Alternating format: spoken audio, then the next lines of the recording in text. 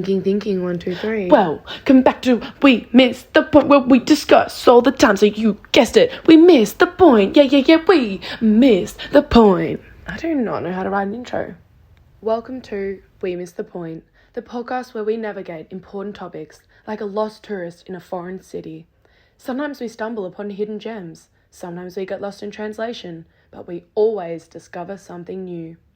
I'm your host, Zoe Ag, and each episode I'll be joined by some of the most curious minds around to discuss everything from the art of procrastination to the secrets of the universe. So fasten your seatbelts, grab your maps, and let's get lost together. Not bad, ChatGPT. I like it. Let's go.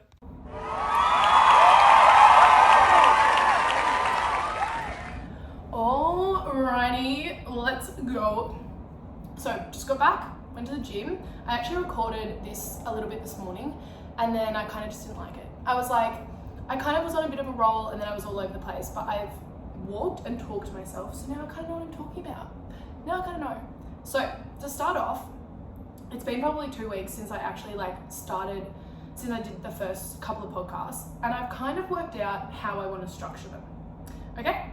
So, if you follow on the Instagram and the TikToks, I've decided that I'm going to do an hour every single day, and I'm going to just research a topic. It could be anything. It could be why are carrots orange? It could be why do some people not like the smell of papaya? If you're listening, you know who you are. And then, or it could be running, or it could be alcohol, whatever it is, I'm going to research something for an hour every day, because why not? Who doesn't want to hear random facts? At least I do. So that's what I'm going to do. And then I'm going to do 2 podcasts a week. So it's going to be on a Wednesday and on a Sunday. And so today's going to be the Wednesday one. So I'm going to talk about 3 topics, let's say, that I've done in the week. And then we're also going to have a try Tuesday. Probably won't always be on a Tuesday, but it's something that I've tried new every week. And honestly, I would say do it too. Because when I first heard about this, I was like, I don't think I could come up with a new thing to do every week, which is ridiculous, because of course you can. Of course you can. You could be trying a new flavoured lollipop if you're that desperate. I don't know. But yeah, we're going to try something new every week. And I'm going to talk about it on the Wednesday. And then on the Sunday, I'm going to talk about the other couple of topics that I've done in the week. And then I'm also going to do a bit of a book summary for the week, if that makes sense. But today, for example, even though it's Wednesday, I'm going to do a bit of a book summary because I've read a lot of the book. And I kind of want to just debrief it, because I feel like it really links into one of the topics I researched. I feel like I'm kind of out of breath, so I just got back from the gym, which I think is going to be a really good idea to actually go to the gym and then do this, because I'm kind of hyped up and I've got energy and I'm like, yes, let's go. And I also walk to the gym, and I find that then I kind of practice what I'm going to talk about, so then I'm not just sitting here you know what I mean? Anyway, so welcome, let's go, let's get into it. The first thing I want to talk about is my Try It Tuesday, which was on Sunday, but that's irrelevant. I went to this thing on this Saturday, and it was it was with the Good Human Factory. It was a meditation and Pilates and breathing. It was great. Anyway, I met a girl there, and she was like, babe, you have to come to this thing on Sunday, which was the next day. It's a run. I've got the little band thing. It's called Mega Run. I'm sure someone's heard of it. They have it in Melbourne and New Zealand, and I think she's in Portugal right now. It's insane. But anyway, I was like, absolutely, let's go. I don't run, but why not try something new, you know? Anyway, it was not probably the smartest decision I've ever made to run 10K without any training. And I know 10K is not that far. So if anyone's sitting here and they're like, oh my God, I run 10K all the time, good for you. And hopefully I can get there, but it probably wasn't a good idea to do straight off the bat. Anyway, we did it, and it was honestly really good. I ran with a chick, we talked about business and mindset, and it was awesome. But my God, my body was so sore. And it still is. It's Tuesday now, so it's been 2 days, and I'm still in so much pain. But it got me thinking, there must be a better way to run. My first hour of power for the week is going to be, running, all things running technique, running, pre-running, aftercare running, recovery, all things running. I wanted to know, what's a fast run? What are people running? So there was a man, Kipchoge, he ran a marathon, so it's 42 kilometers. He ran it in 2 hours and 1 minute. I ran my 10 kilometers in 1 hour and 3 minutes. So basically he ran 4 times the distance and did it in double the time. So incredible.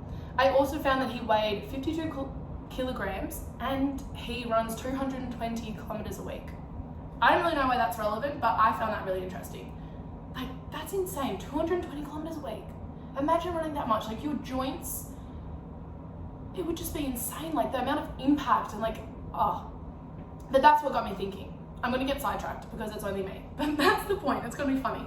But so pretty much that got me thinking about, okay, what's the correct running technique? There must be a way that people aren't getting injured, because when I looked at the injury rates, it was something like 50% of runners get injured every year from just like joint pain and injuries like that. So upon my research, I discovered that there is in fact a correct way to run, believe it or not. And so that is, the first thing that I sort of discovered when I was looking into this is your foot placement on the ground, okay? So I'm not sure exactly what I do, but I'm gonna work it out when I actually run next. I'm not gonna say proper, but the recommended way to place your foot on the ground is the middle of your foot. So pretty much we want a mid-foot strike, not a heel strike or like a toe strike. And I think that's probably quite common that people would overstride and either do the like landing on their toe or their heel, if that makes sense, and that can put more pressure on your joints, which makes sense. Like if you're running and you're kind of leaning back and your heel's going on the ground, there's gonna be a lot more pressure through your knees and your hips and your lower back, and it's just gonna be a shit show really. And same thing if you're like leaning too far forward and you're doing that like toe first, and all that pressure just going straight up to your knee and then up to your heel, straight up to your knee and then up to your back and your hips and everything. So Kipchoge, believe it or not, he also does the midfoot, which is what we want. And that's meant to sort of relieve the pressure and the tension and the impact away from your joints and your hips. It's more on the calf muscles, and so that's able to like absorb the impact. And so adding on from that, we want the midfoot strike to relieve the tension. We also want to make sure that as your foot is going onto the ground, no, I'm not going to demonstrate, I keep going to demonstrate. As your foot goes onto the ground, you want your ankle and your knee to be on top of each other.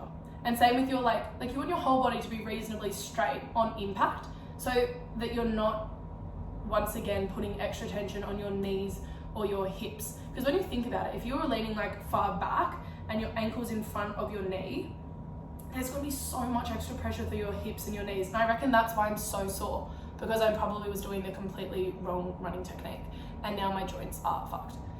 So that's something to keep in mind. Obviously, actually I did find some research that said if you are running sort of on the from your heel or at the point of your foot, it's not recommended to go straight into that midfoot position, because your muscles might be like used to previously running in the other way, and if you change it like straight away without sort of easing into it, you could injure yourself as well.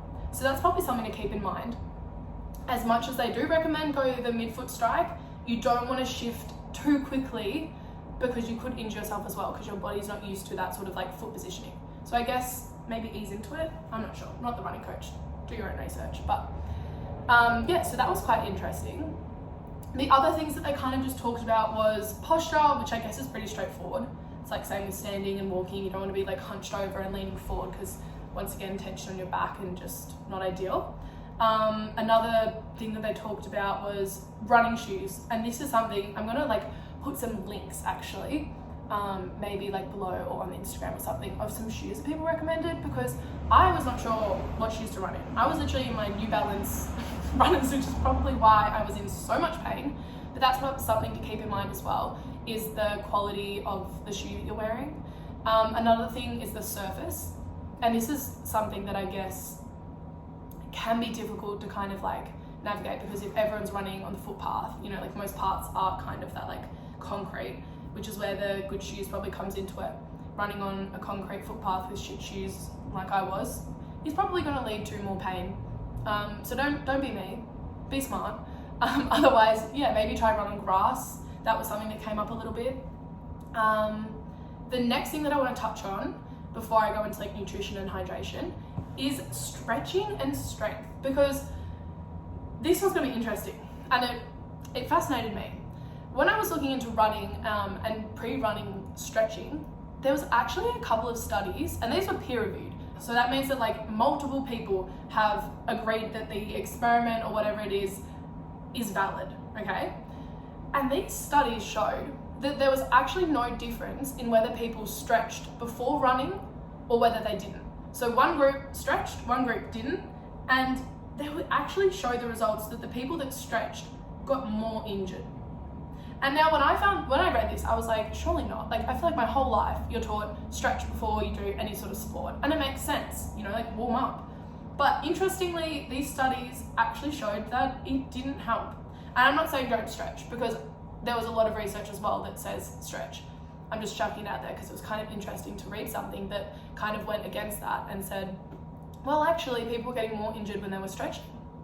So a bit of food for thought. I don't know, do your own research if you want to stretch or not. But one thing that definitely was a non-negotiable is strength training, which I hadn't really thought of in regards to running. Maybe I'm stupid, I don't know. But they talked about the importance of training your calves and training your glutes and training your core. Obviously, you've also got to train your arms and your legs, but specifically your calves, your glutes, and your core. And the reason for this is obviously if you are doing your mid-foot strike, a lot of that pressure is going to be through your calf. So you want to make sure that you're not getting, you know, torn calves or anything like that. So you want to strengthen them. The other thing is your glutes, which I assume would come down to sort of that hip mobility and lower back, although lower back's probably more core related. So you want to make sure that your core is really strong so you're able to sort of like decrease the impact on your lower back, because if you're constantly, you know, treading along like this and your core's all soggy, you're going to be in a lot of pain. Which brings me to the next point, I'm just bouncing along, is breathing. Now breathing is something that in terms of like, I'm going to go into like a morning routine. A lot of people are talking about in the like sort of wellness and the mindset space is the importance of doing breathing exercises. We know Wim Hof, all of that sort of stuff. I personally haven't got into it yet.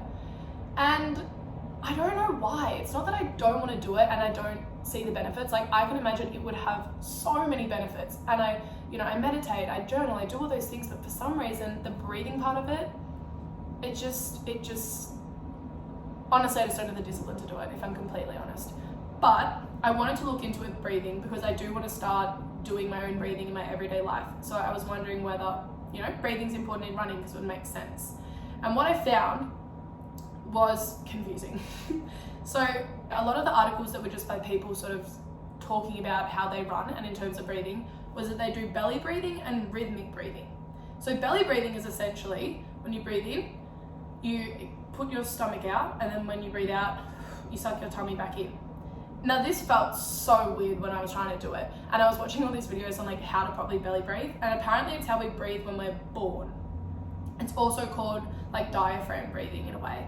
And the benefits of it is that you're using your diaphragm instead of your chest to breathe, so you're ultimately getting more air, which would make sense if you're running, you want more air. So basically this particular study and a lot of the sort of articles just on runners talking, they were saying that they use belly breathing. They breathe in with their tummy out and then breathe out with their tummy in. But my question was that if you're running and you're doing belly breathing, when you breathe in and your stomach's out, when I was trying to do it, I felt like my abs or my core wasn't able to sort of wasn't able to tense, and therefore my lower back was getting so much more impact. I had a bit of a look into this because I was like, surely that's not beneficial to be like breathing out. So breathing in with your tummy out and like not sort of stabilizing your core, because then your lower back's going to be impacted. And I did find a couple of people that said belly breathing actually isn't beneficial because that exact reason. Like when you're breathing in, you're kind of loosening your core, and so then there's more impact on your lower back. So I don't know. I'd love to hear if anyone knows any running coaches or breathing coaches or anything like that, what their perspective is on it, because I did find some contradictory sort of information on it.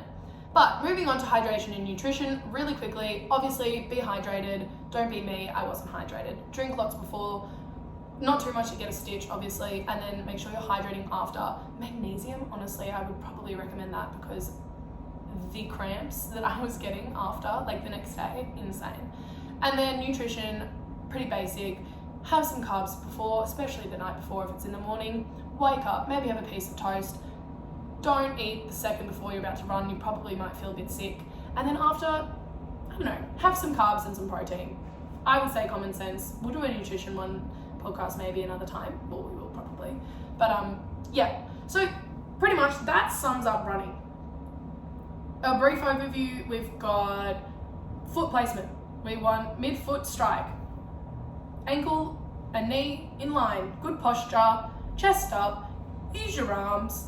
What else did they talk about? Oh yeah, stretch or don't stretch, who knows? Strength, do your strength training. Eat, drink well, sleep well. That's basically it. I hope you enjoyed. So, now, the next one that we're going to talk about, my next hour of power, was creativity. And now this is a really interesting concept because growing up, I never sort of identified as a creative person. I was never that good at art, or I never really enjoyed it. I wasn't a drawer, I wasn't a painter. And so for me, I kind of wasn't creative. Like the idea of a creative child was someone that was like always drawing or like doing music and that sort of thing. I just didn't feel like I was creative, which I'm now realizing is so not the case.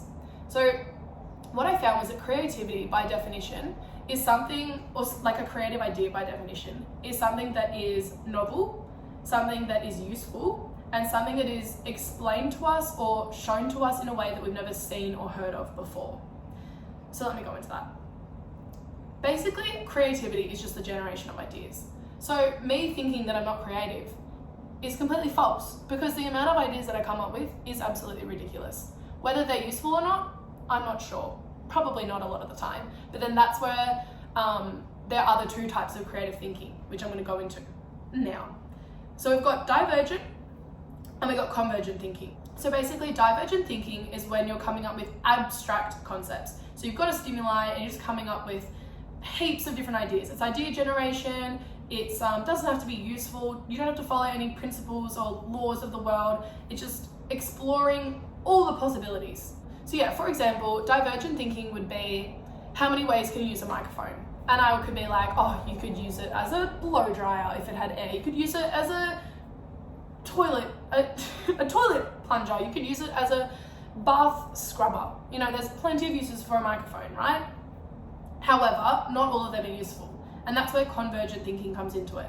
Convergent thinking is more directed at one outcome. So normally there's one specific answer. So it might be trying to work out the answer to a maths problem or a solution in a certain business that you're trying to you're just trying to come up with you're trying to come up with a solution and you're using your prior knowledge and you are taking into consideration the sort of rules and laws and regulations of the world, if that makes sense. So you can't just be like, oh, I don't have a spatula, what am I going to flip my pancakes with?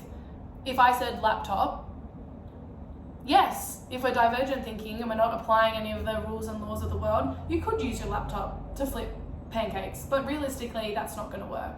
It's going to get pancake all over it and no one wants that on your laptop. So when we put convergent and divergent thinking together, that's sort of how we come up with the truly creative ideas. I'm going to link 2 videos below because I found them super interesting. If you want to give them a listen, I would highly recommend it. If not, well, I'm going to explain it here anyway, so you don't need to.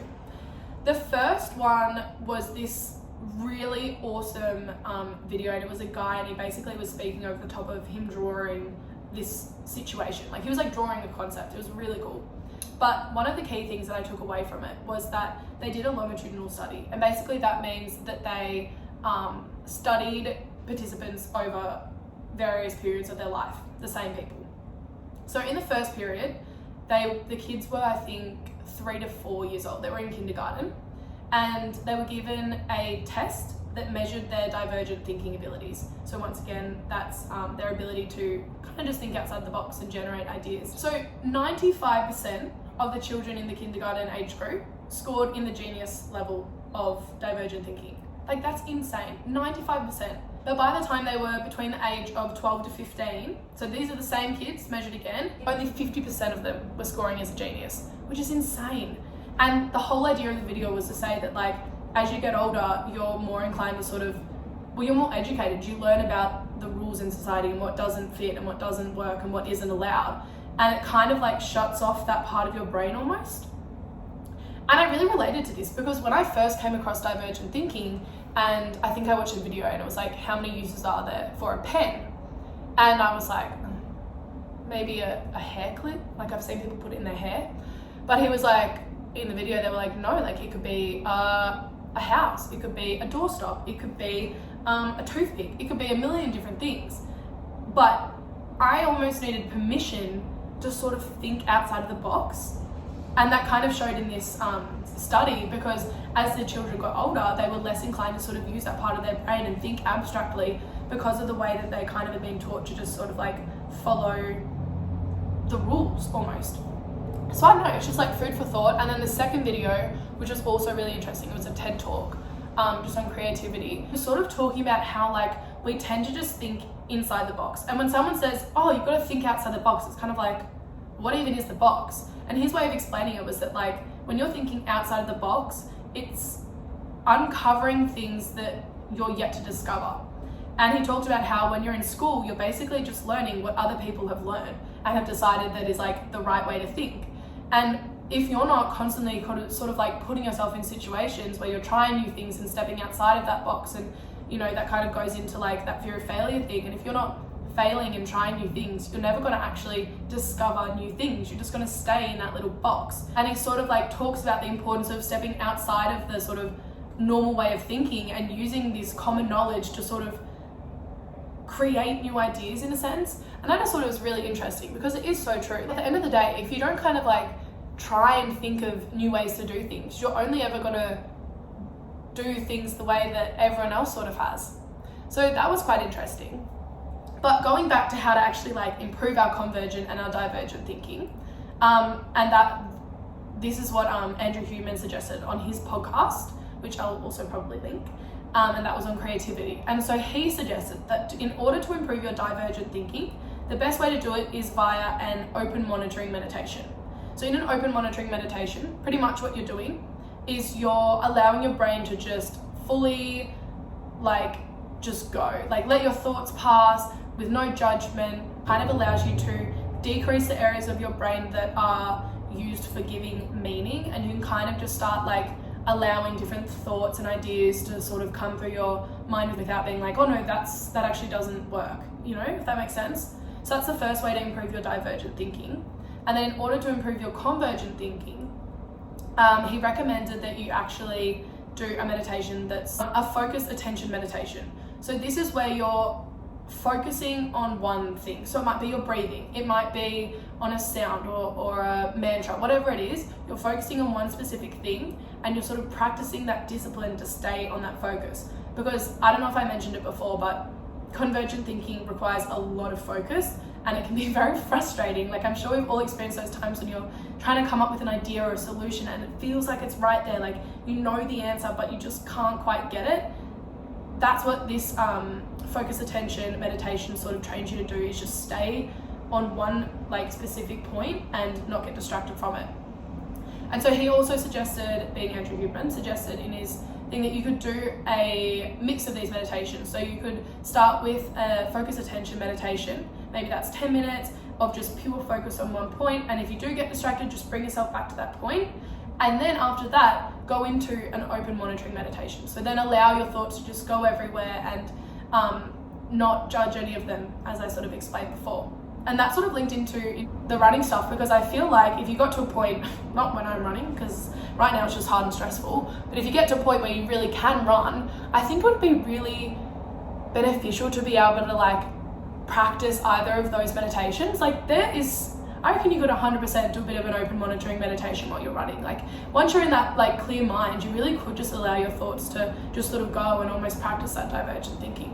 I don't know, but if you do practice it, let me know, because I'd love to hear how it goes. And I'm going to try and get to that point and do it myself, in which case I'll tell you all about it. So yeah, that's a little bit about creativity. Now our final topic for the week, or for this podcast at least, is gratitude. And now I did do not a big video, but like it was probably 2 minutes long on the Instagram. But I want to do it on here and kind of unpack it a little bit more, because I think gratitude's going to be one of those things that we're really going to talk about a lot, because it does have such an impact on your mind. So, gratitude. Pretty much, what is gratitude? Gratitude is a pro-social behavior, and ultimately it is going to improve our relationships. It's going to overall just make us experience more positive emotions. It's going to, it's everything. Like, if you can practice gratitude and you can shift your mindset to be through the lens of like a gratitude lens, you're flying. You're living your best life. But let me explain. So basically in your brain, you've got two different neural circuits, or at least they're the ones we're going to talk about. You've got your pro-social and your defensive neural circuits. So your defensive circuits, they are going to move you away from situations. They're going to make you be less likely to take risks. You're not going to try something new. You're not going to step out of your comfort zone. It's moving you away. And now back in the day, that was super useful. You know, if there's a lion coming, you want your defensive circuits to make you run, you know? However, in this day and age, there's not really lions. The things that are activating our defensive circuits are minor inconveniences. Not always. You know, I don't want to discredit like really bad things that are happening. But yeah, like nowadays our defensive neural circuits aren't really benefiting us. They're moving us away from situations, and we're not going to go for the new job. We're not going to meet the new person. We're more of a fixed mindset ultimately. So our pro-social circuits, however, they are moving us towards situations. So they're making us more likely to take a risk, more likely to step out of our comfort zone, more likely to experience those positive emotions and just put ourselves into situations that are going to benefit us in the future. Now, gratitude is a pro-social behavior. So when you practice gratitude correctly, I'm going to go into that, but when you practice gratitude correctly, you're activating your pro-social circuits. And because our defensive circuits are our default, we really need to practice implementing gratitude in order to make those pro-social circuits our dominant mindset. Because as I said before, if you can get to a point where you're living your life with your pro-social circuits activated, you're going to be so much more likely to achieve the things you want to do, you know? You're not going to get frustrated over minor inconveniences. You're going to see the positive. And this isn't toxic positivity, because that's another thing that maybe we'll talk about in another topic. But when your pro-social circuits are activating, your defensive circuits cannot be. So if your mindset is like positive and you're like looking at things through like an appreciation and like a excitement and a joy and a happiness, you can't also be feeling shit. It's impossible. It doesn't work.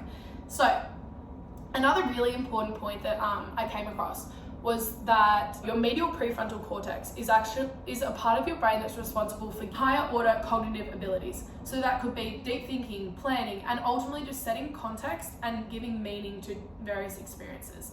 I'm going to read this because it's really interesting. So the medial prefrontal cortex likely forms and stores schemas, which are mental concepts based off past experiences. So that's like, if I see a dog, when I tell you to think of a dog, you're going to have all different types of dogs that are sort of like in your mind. That's a schema. Same with the beach. When you think of the beach, you might think of palm trees, people, tan people, waves, surfers. That's like your schema of a beach. So the research said that your medial prefrontal cortex likely forms and stores schemas.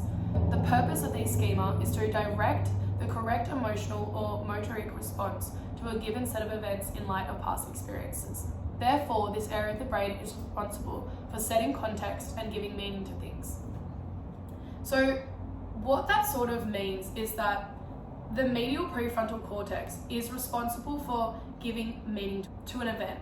And so an example of this is like, let's say you are going to do an ice bath or a cold plunge, whatever you want to call it.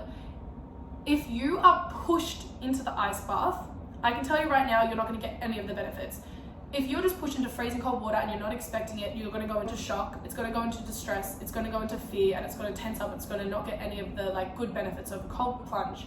However, if your past experience and your past learning is that you know the benefits of the cold plunge and of the ice bath, you're actually able to give meaning to that event and give context to it. So your body can then adapt and be like, no, I'm going to get the benefits of this ice bath and kind of calm itself down.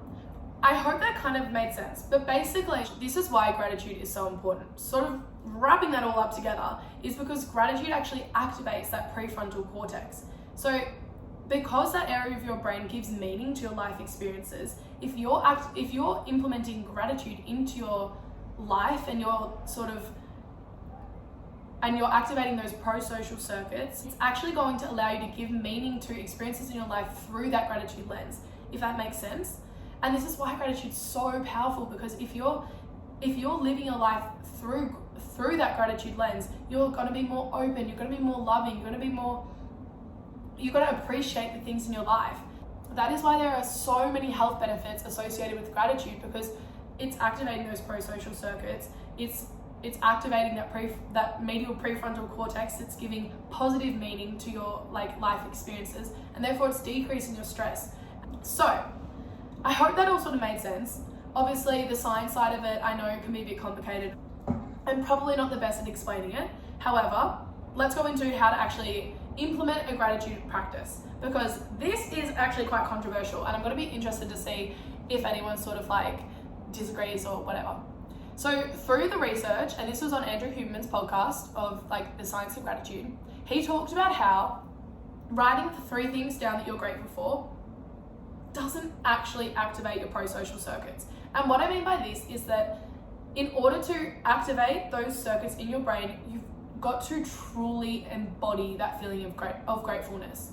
So yes, whilst it's like not a bad thing to write down the things you're grateful for, it's a great way to just like, you know, shift your mindset. It's never going to have a negative impact on you at all. It's always good to practice gratitude in any way. However, if you want to really activate those pro-social circuits, what he suggested was that you actually listen to someone else expressing gratitude for something. He also said that receiving gratitude or receiving thanks is equally as beneficial, but let's be real, it's less likely that we're going to be able to wait around for someone to tell us that they're grateful for us.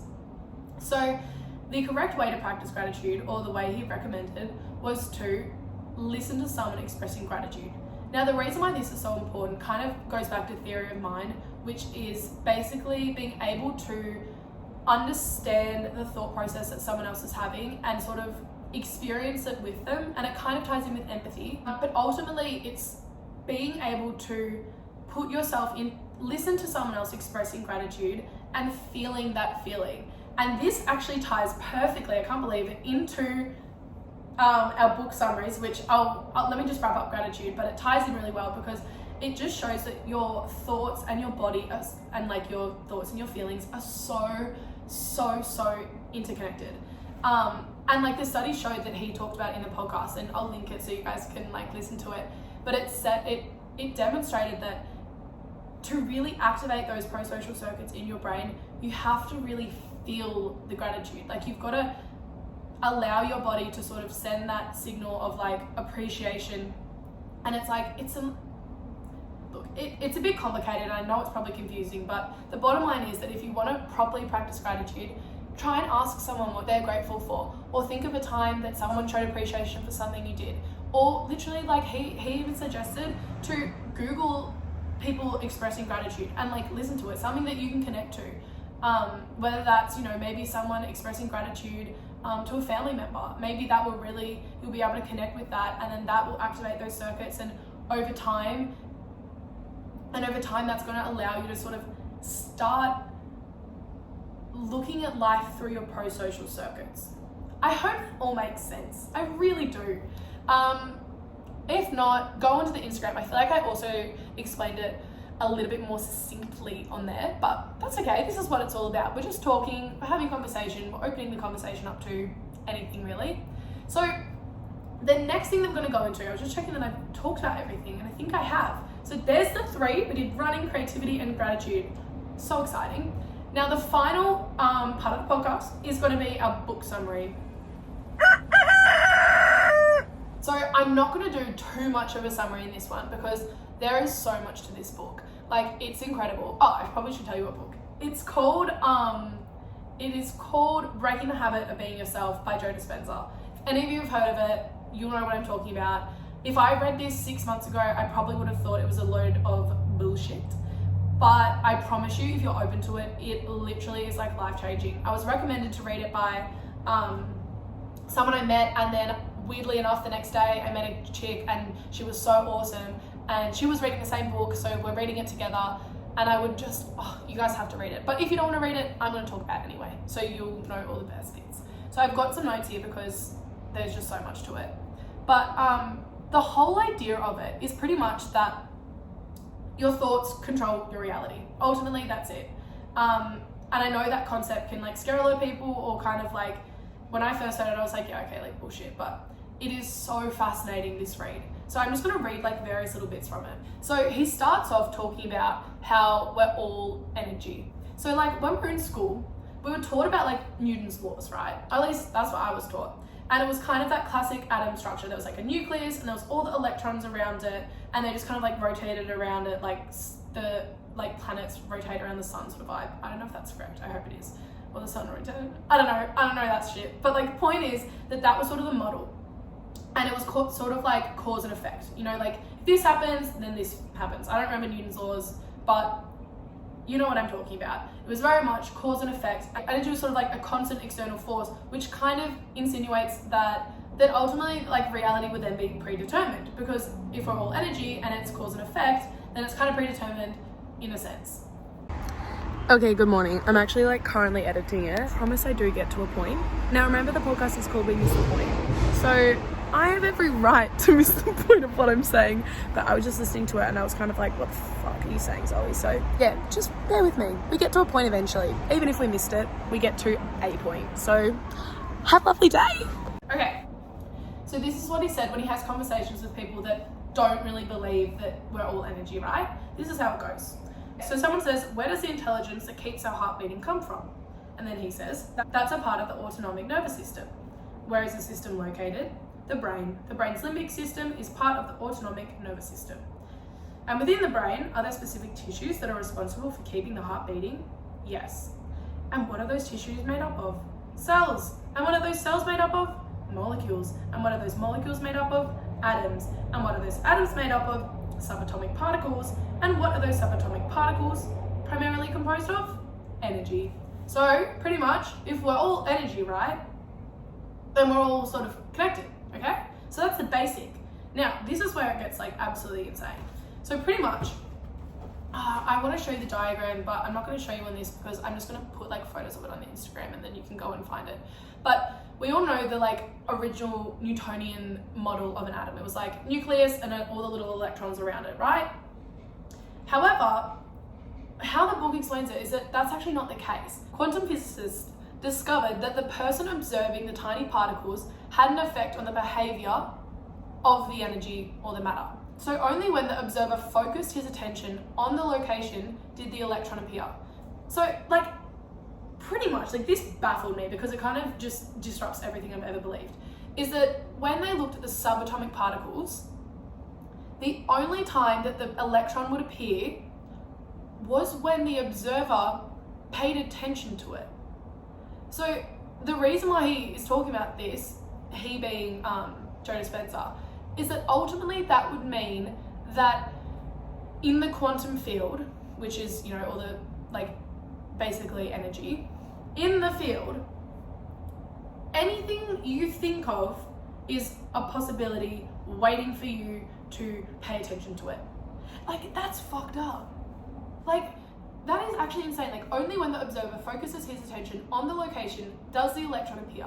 Therefore, a particle cannot manifest into reality, which is ordinary space and time, until we put our attention onto it and observe it.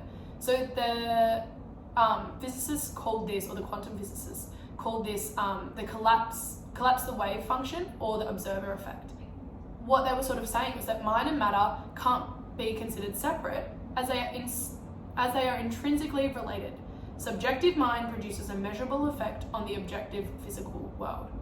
Everything in the physical world already exists as a potential. You can imagine any future event, and the reality exists in the quantum world waiting for you to observe it.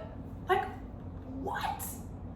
What? And the thing that blows my mind the most is like, you can't really argue against it. Like, if you're open to that possibility, it's like, holy shit, like, if we're all, like, as the thing that I read out before, the passage of him being like, well, we're all energy, that means that particles or the matter only appear when we pay attention to it. Then that means there's endless possibilities of anything. You just have to put your attention to it. And then this is where, you know, I'm going to go into in the summaries that we talk about as days go on, and like the more reading I've done, they kind of go into this and how to actually make sure that you're paying attention to the right thing. That's going to be in the future podcast, so make sure you're listening. But wait, there she is. We've got her, Catherine.